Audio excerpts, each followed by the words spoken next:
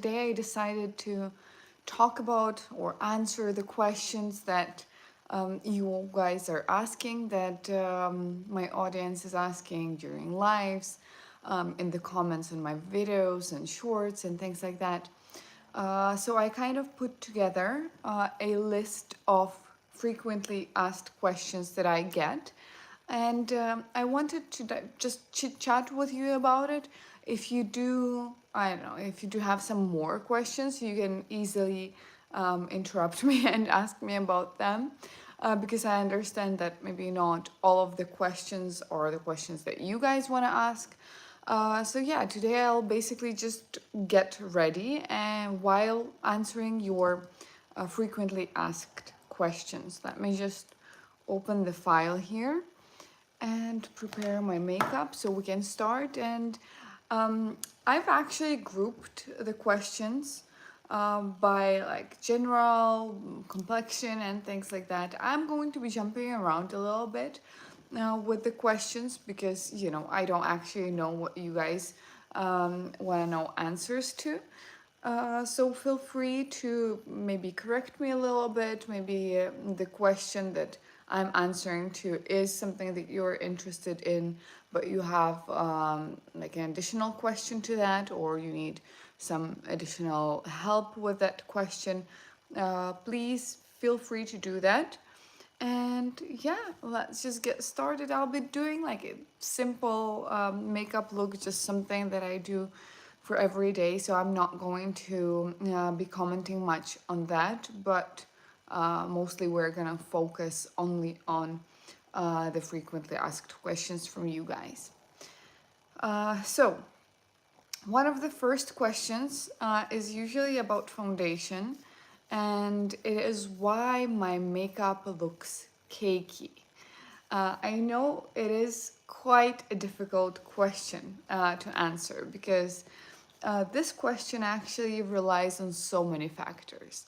First of all, what skin type do you have? What skincare do you use? Do you actually think through, like, do you use the skincare, then apply the makeup?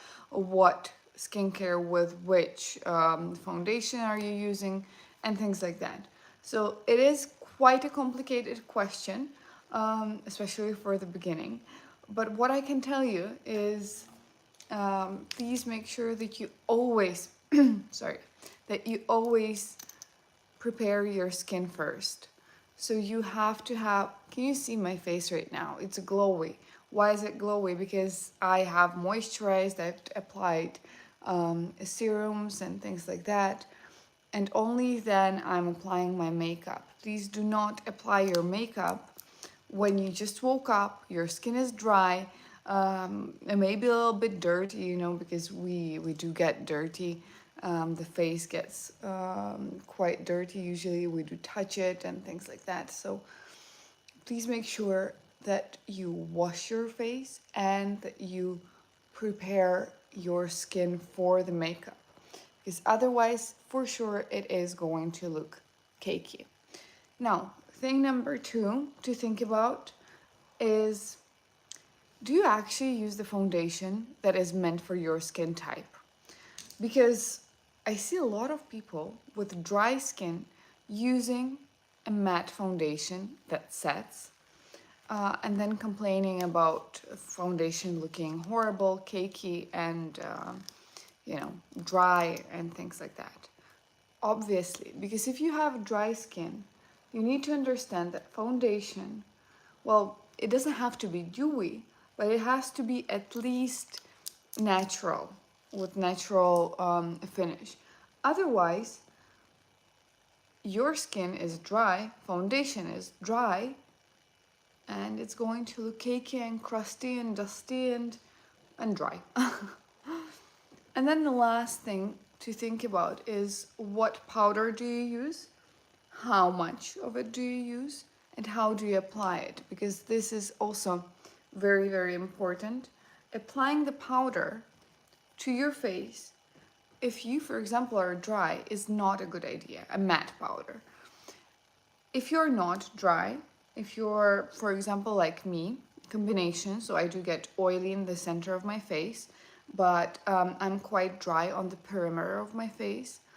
Then you need to powder just the center part with a, well, probably a translucent matte powder. Obviously setting, not finishing powder. And don't touch the perimeter of your face.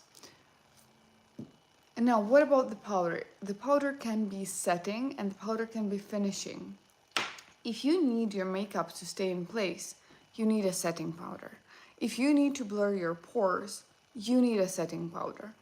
But if you have dry skin and you just want to use the powder basically to kind of like filter your face, to do everything together, to, I don't know, blend everything together, then you can use just the finishing powder and that's it. You don't have to use a setting powder.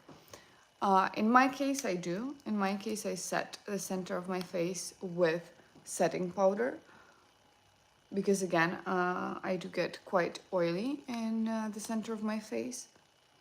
And I also have enlarged pores and obviously I want to blur them. But if I wouldn't have those issues, for sure I would just use some finishing powder, maybe something like Hourglass, and that's it, nothing else. I think I'm using just a little bit too much blush. By the way, as you can see, I'm applying it to my bare face. I've been loving this kind of underpainting and then just correcting with concealer, and that's it. It looks so natural and doesn't look cakey.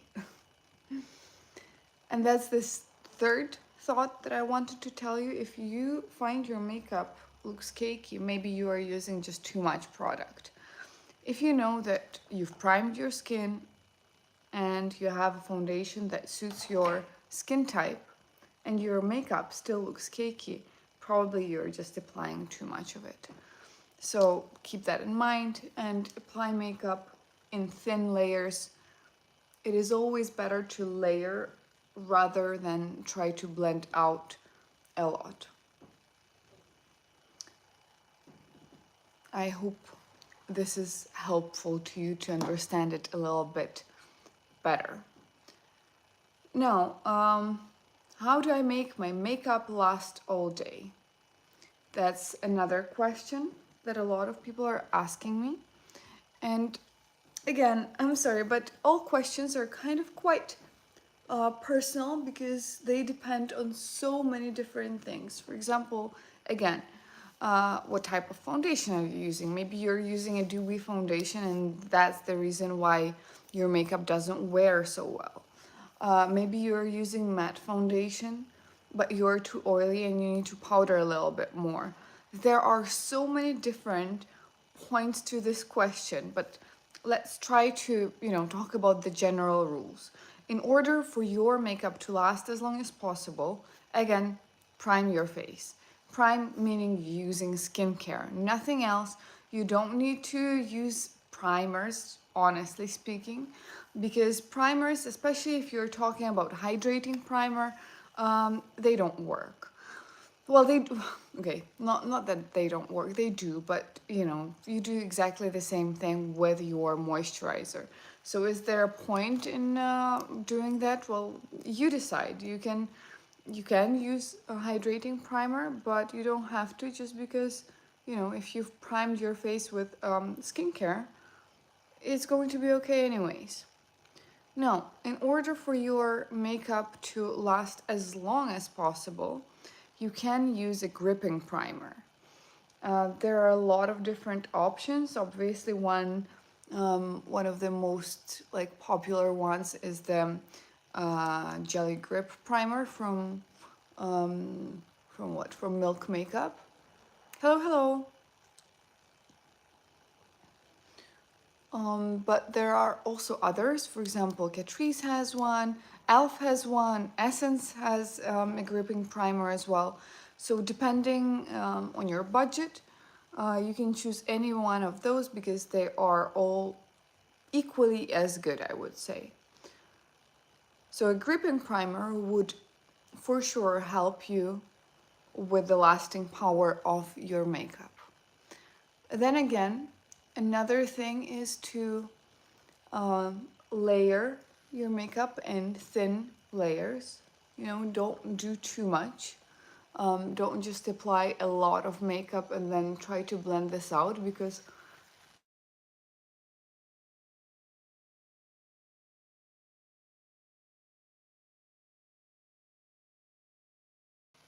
yeah. So not layering, layering in thin layers. There you go. Yes, and not applying too much at the same time, and then blending it out. After that, you can use a setting spray. I usually use it straight away before powdering the face. If I do need my makeup to last as long as possible, I will use a setting spray basically after I apply all my creamy and liquidy complexion products. Then wait for it to dry for a second. Well, not for a second, but like for a few seconds, maybe, I don't know, 30 seconds. And then I will powder my face. That way you're going to get the best result. You're going to basically have like you're gonna have this additional layer of setting to your makeup. There you go. I'm trying to explain it as simple as possible, but if you do have any questions, please feel free to ask me. Because I know what I'm talking about, and therefore I think that you guys need to understand that as well. But obviously, it's not the case, right? You don't have to understand what I'm talking about. So please feel free to ask questions while we go. Now, afterwards, I would set with a powder, but setting with a powder is also not that simple. Like, you cannot just use a huge sponge, sorry, not sponge, a huge brush, cover it with setting powder and go all over the face. You don't do that. I'm going to show you now how to set your face in a way that actually works, and that you will not need to worry about your makeup getting cakey and your makeup getting like crusty and dusty and wearing off. I'm just gonna add a little tiny bit more concealer, and then I'm gonna show you how to set using a setting powder. And maybe I will actually show you the whole thing. Let me just blend this. I do have a setting spray here as well. By the way, the setting spray also, it can be dewy, it can be matte, or it can be just nothing, something in between with natural finish. This one, the one that I have right now, is the Revolution Hydrate and Fix Radiance Makeup Fixing Spray. It doesn't matter, to be honest. Is it radiant or is it matte? If it's matte, try maybe not applying too much because it's going to be matte on matte on matte, especially if you're using a matte foundation, a matte setting spray, and a matte setting powder. It's going to be just too much. So, see, I've applied all my liquid products. Now I'm setting it with my spray.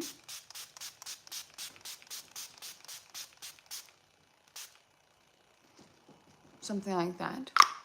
Then I'm going to wait for it to dry just a little bit. And then I'm going to take my sponge and gently press it in, kind of like that. Basically, kind of press it in place. Again, very, very gently, not to disturb the makeup that we have applied.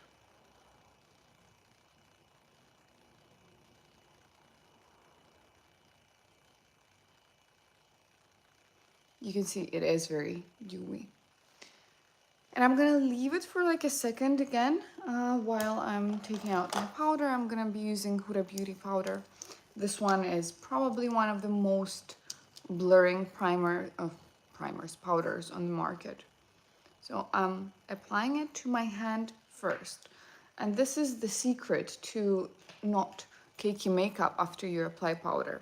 You take a puff, you apply it to your hand, You take just a little bit and you work it into the brush.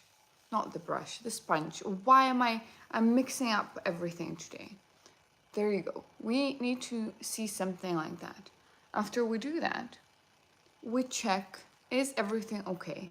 Did anything crease on the face? If it did, blend it first. For example, I see that the concealer creased just a little bit. So I'm just kind of blending it out like that. And then taking, this powder on our sponge and gently pressing it in. Just a little bit, not too much. Under the eyes. I, for example, love to apply it on the center of my face because I've got enlarged pores there. And obviously I want them blurred. So this is what it looks like. Now doing the same thing on the other side, just a little bit of powder, pressing everything in gently. Do not rub it all over the face. Just gently press. Check, is that enough? And after you do that, you can see that this area is matte, but my forehead, for example, is very shiny. I do get quite oily on my forehead, so what am I gonna do? I'm gonna just use some more powder and set just the center of my face. Just a little bit. In the area that I do get the most shine during the day. And my chin, because that's one of my problematic areas as well. So we did that. We used just a little tiny bit of powder. Now, we take a fluffy brush, and what we have left on the hand, we're just going to work it into the brush. Never ever just do this and then apply. Work the powder into the brush. That way you're going to get the most even application that you can. And now we just gently press all over the face. This way your makeup is going to last so much longer, but you can also go a step further and spray again. I will do that at the end of my makeup, so you guys can see how it looks like. But if you do spray it once again, it's going to lock everything in place and you will never need to worry about the longevity of your makeup. Okay, let me see what other questions do we have. I'll just prime my lids. By the way, another topic about longevity is the eyeshadow, because a lot of people get creasing. And the reason being they're either not priming at all, or they're using a concealer or foundation to prime their lids. Sorry, but that doesn't work. The concealer, even if it sets, it still doesn't set in the same way as an eye primer does. So if you do experience issues with creasing during the day, or your shadow fading during the day, then please use a primer, an eye primer. I'm using the one from ColourPop. It's very affordable. It's party proof primer. You can use that one. You can use, again, if we're talking about affordable primers, Elf, you can use Catrice, anything, but please use a designated primer on your eyelids and not a concealer, because a concealer is just not going to do it. It's just going to make the situation worse, honestly. And same thing with patchy or fading eye makeup. It's exactly the same. It's exactly the same. You need to prime. Then you leave the concealer, sorry, not the concealer, the primer alone. You don't touch it. You just do whatever you need to do. Have a sip of water or do the rest of your makeup. Do not spray on this stage, but do whatever you need in order for the primer to set. I'm gonna grab a sip of water. And only after like 30 seconds to a minute, come back to the primer and check, did it crease? This eye never creases for me, but this eye always creases. So I'm blending that out and leaving it for another like 10 seconds maybe or something like that. And only then I'm going to start applying my eyeshadow or whatever I am, applying on that day. Okay, you know what? I'm just gonna apply a little bit of highlighter because, yeah, this glow is not enough for me, so I want some more highlighter. Also, if we're talking about patchy makeup and patchy eyeshadow, this is one of the other questions that I get a lot. Why my eyeshadow looks patchy? Well, there are a few different reasons why it might be that way. First reason being you're not priming your lids. Second reason, you're not using the correct brush. If you're using something flat and stiff, maybe something like this, something that is stiff, you are applying a lot of pigment to one area, and then it is so much more difficult to blend it. You need to use something like this, something very, very fluffy, and hold the brush as far away as possible, because that way you're going to do more light motions basically, and only then you start blending. That's one of the things. Then next one is apply it in thin layers. Again, everything we're talking about in makeup, apply in thin layers. You'd rather layer it on than, try to blend everything out. And then obviously there's one more thing. Maybe the eyeshadow is just bad. So try to maybe watch as many reviews as possible before purchasing a palette, especially if it's like quite expensive, more high-end or luxury palette, because please don't think that luxury palettes cannot be patchy. They can. There are a lot of eyeshadow palettes from indie brands that are more expensive or high-end that unfortunately are quite patchy. And that's the second thing, is you need to choose an eyeshadow palette that is not too pigmented. I know you hear from YouTubers that you need to buy palettes, this is so pigmented, this is so good. But if you are a beginner, you will not be able to work with that palette because it is too much. Pigment is just too much, too concentrated. And the more concentrated the pigment is, the more difficult it is to blend out that pigment. So obviously, if you're just starting out, look for something that is a little bit more, okay, translucent is a bad word about an eyeshadow palette, but look for just something that is not that pigmented, that gives this more of a veil of color rather than, straight up pigment. Okay, where am I? See, I'm talking and I'm forgetting what am I doing.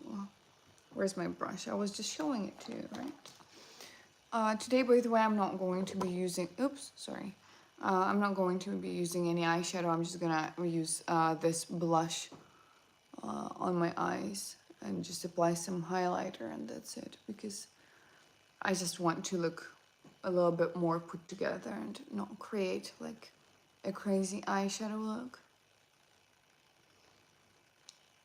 Now, one of the other questions that I get quite a lot, honestly speaking, is how do I make my makeup to look cohesive? Because we do see a lot of different makeup looks online, right? Where you have green eyeshadow, I don't know, orange blush, and then like a bright pink lip, for example. That is never going to look cohesive. It just won't, because you need to pair the shades that go well together in order for your makeup to look cohesive. How can you do that is I would say the easiest thing to do is to use your blush on your eyes, on your cheeks, and on your lips, or like a color that is similar to your blush. Even if you're using, for example, I don't know, an eyeshadow, right? A neutral eyeshadow palette, and you're creating this eye look, and then you want to tie everything together, just add a little bit of your blush to your eye look and the crease, just like that. And that way you're just adding a little bit of this color to the eyes, to the lips, and to the cheeks. And that way your eye look for sure is going to look cohesive. Well, obviously much more cohesive than previously.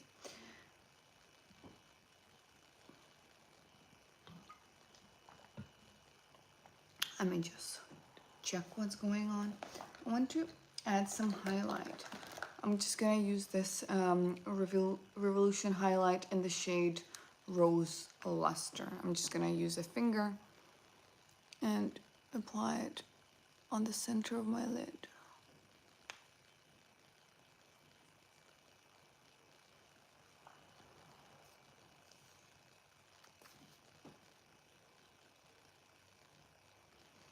And yeah, obviously, if you want your makeup look to look cohesive, then just use the shades that go well together. Either warm or cool. Don't pair like an orange blush and a pink, bright pink lip, because bright pink lip is cool toned. Orange blush is warm toned. Either go for like a coral instead of pink to make it a little bit more warm toned so it suits your blush, or the other way around, or use a more cool toned blush, and then it's going to look so much better. Now today I'm doing something a little bit different than I usually do. I'm going to add this purple eyeliner, and this is the Kiko Milano in the shade 8. It's this just nice purple, quite, you know, something in between bright but still kind of muted purple. So let me just do my eyeliner, and I'll come back with the questions too.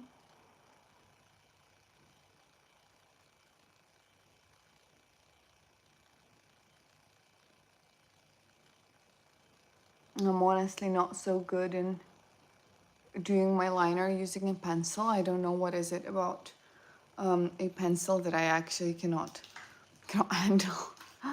Let me find a brush. There you go.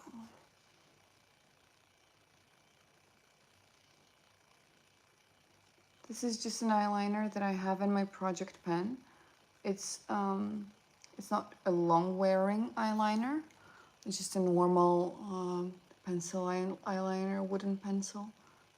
But I love the color, and I understood because it is just a normal wooden pencil, I'm not using it too much. So I decided to add it in my project pen and try to use it up before it gets bad, because I actually do like the color. Yeah, something like that.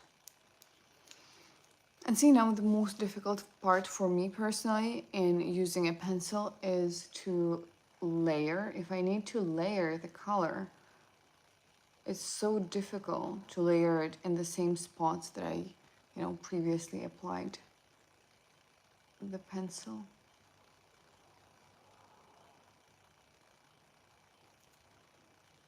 And then I end up with kind of like a messy liner. Okay, that is not very bad. I'm just gonna grab a little bit on my brush.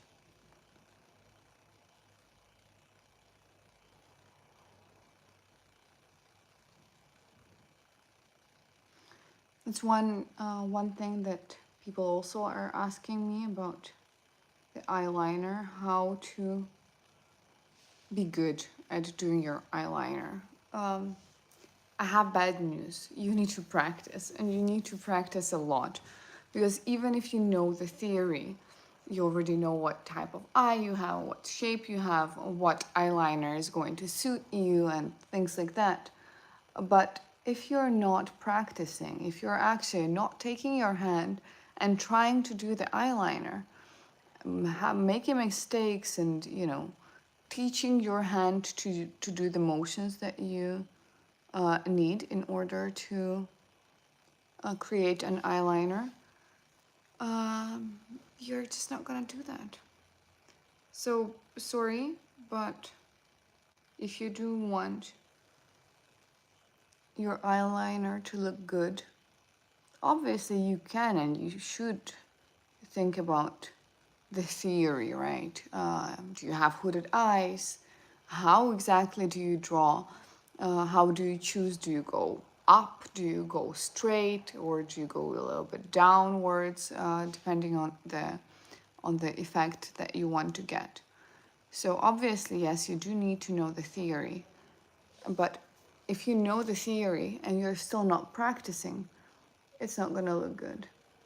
What I did when I was younger, maybe like, I don't know, 15 years ago, if I have the time and I'm just at home, you know, chilling out, I would just grab a pencil or an eyeliner or a pen, depending on, you know, what I had at the time, and would just draw, erase, draw, erase. You are teaching your hand to do the correct motions. And also, if you find yourself doing a lot of mistakes over and over again and having to correct them and, you know, having to redo your eyeliner and things like that, please understand we all do that. Even the people who are good at eyeliner, we still do that. For example, right here, I have made a mistake and I'm correcting it right now as well. And a lot of YouTubers make it seem so easy, right? Just 1 second and your eyeliner is there. But you guys, even they make mistakes, and that's normal. That's normal. For example, now my eyeliner doesn't match on my left side to my right side. I do have like a smaller line here and a thicker line here. I'm just gonna see, do I want this thick line or do I want something thinner? I think I want something thinner. So I'm just gonna clean it up a little bit and move on and do it again. Because that's the whole point, you know, in order to do a nice little wing, you do need to practice. You do need to correct your mistakes. You just do need to do it a lot of times, and only then you're gonna understand how to do it. But even then, you're gonna have mistakes, and that's okay.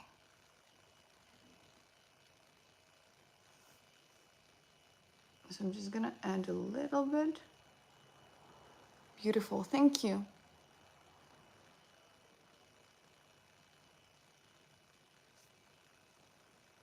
Okay. Now it's so much better. I'm just gonna add a little bit of pigment to this one.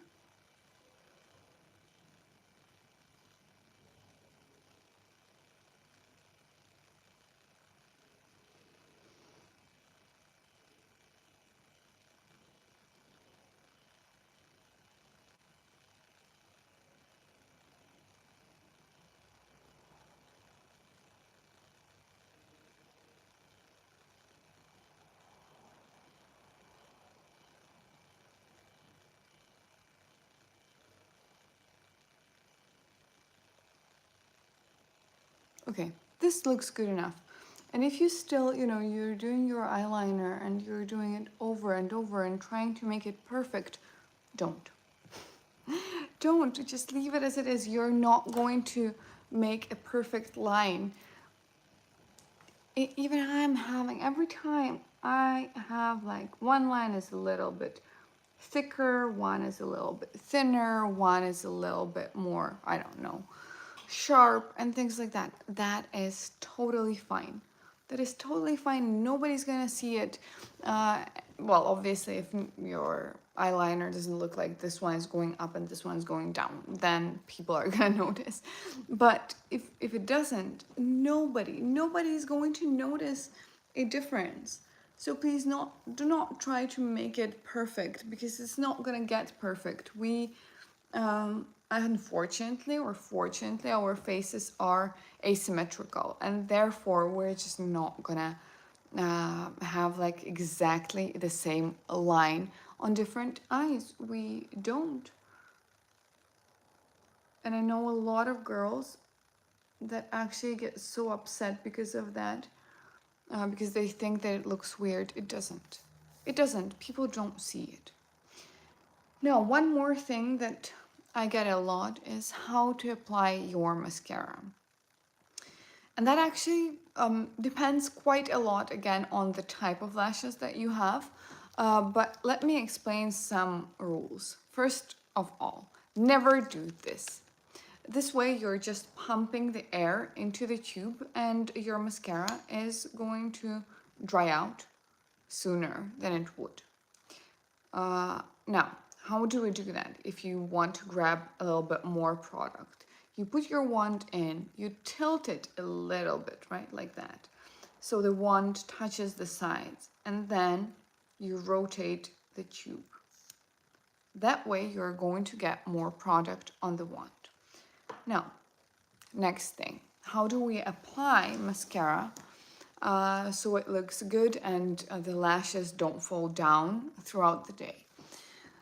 First of all, I do see this mistake all the time, that girls apply mascara like that.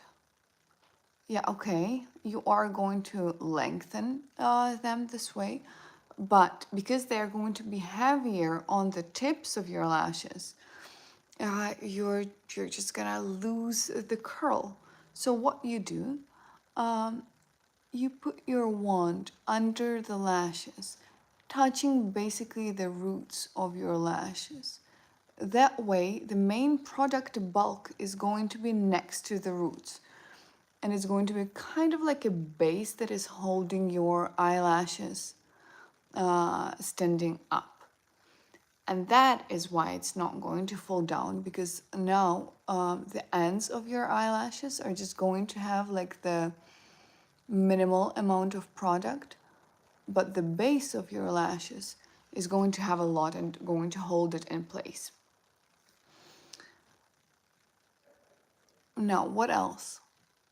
I do see a lot of actions like that.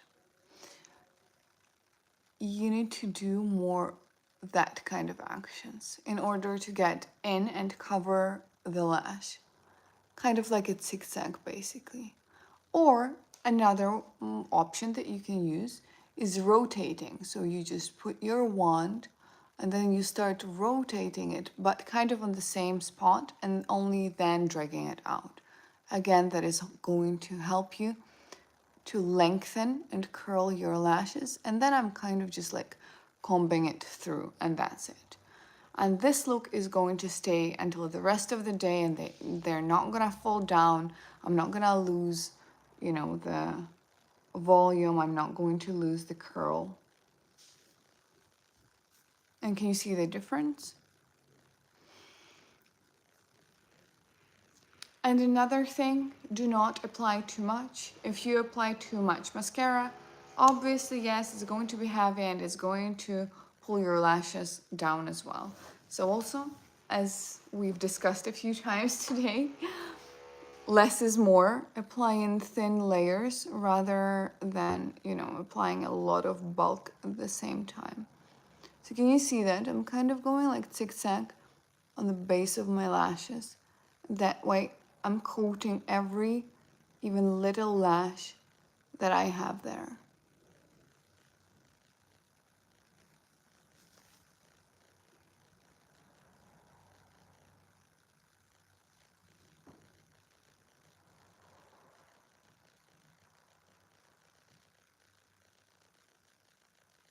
And then what mascara to choose? That's also a question that I get quite often and a lot. It really depends on your lashes and the effect that you want to get. I have straight lashes and quite short, so I want everything. I want volume, I want curl, and I want lengthening. And that's why I love the Sky High mascara from Maybelline and the Rare Beauty mascara Those two are very, very good, but I also have hooded eyes, and because of that, a lot of mascaras transfer on the eyelid for me, so these two do not do that. Or you can also buy a mascara setter, it's called. It's kind of like this clear coat that you apply on top of your lashes, or sorry, on top of your mascara, in order for it to have more longevity and kind of set in place. Then it's not going to transfer. But usually if you do have hooded eyes, your mascara is going to transfer, so you need to look for something that is not going to do that. Obviously, waterproof mascaras don't usually do it. Sometimes they do as well, but usually they don't. But it's a pain to take them off.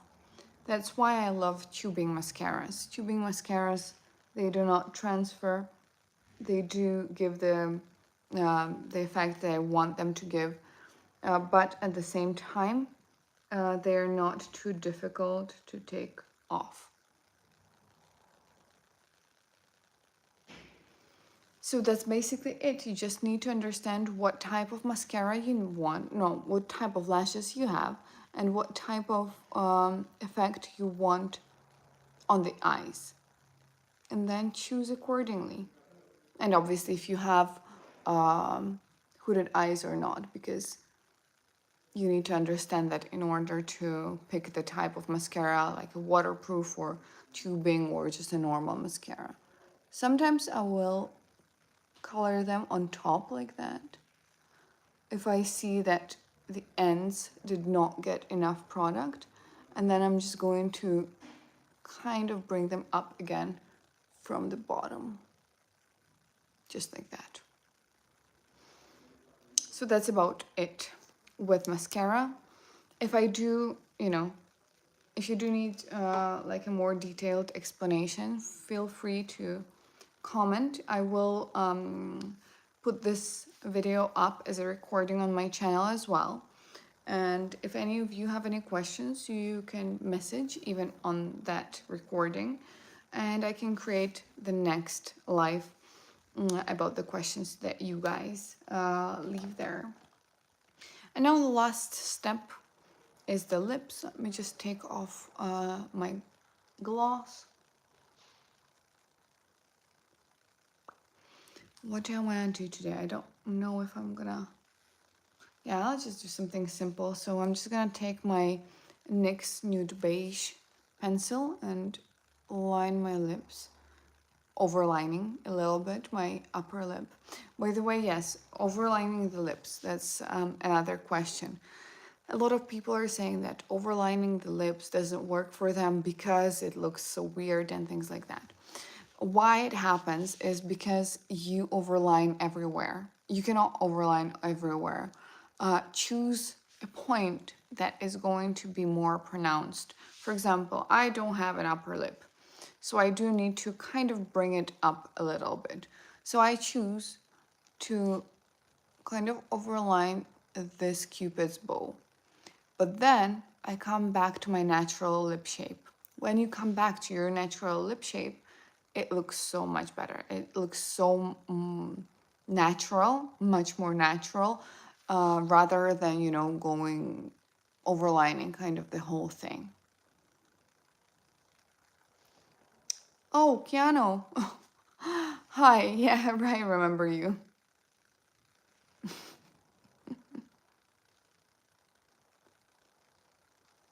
There you go. So I'm overlining just this part and then coming back to my natural lip. How are you doing, Keanu?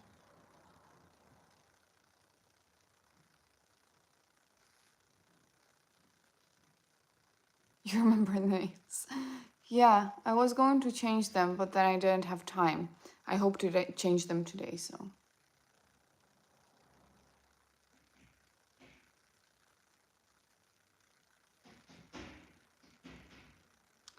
The neighbors are doing something, some construction work.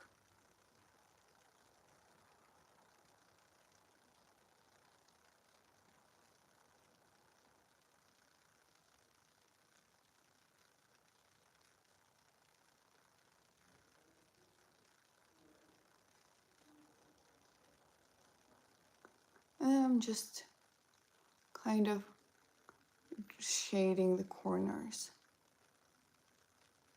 for a more plumped look.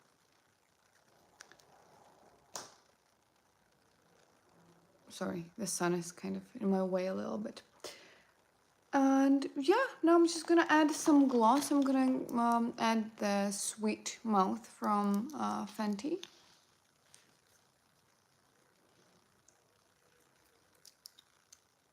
And that's it.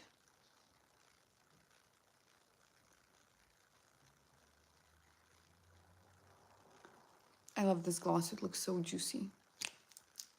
All right, so we've discussed some frequently asked questions considering or regarding makeup.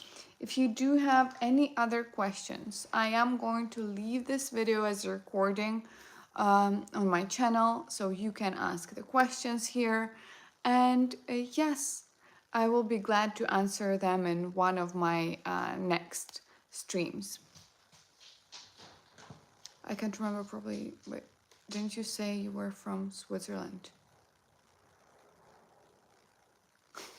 No, I'm not from Switzerland. And I was talking about the fact that it's just cold, and that's it. Sorry, Kiana, I have to run now, but thanks for coming today. I hope to see you next time. And yeah, have a good day. Bye-bye. Thank you, you too, bye.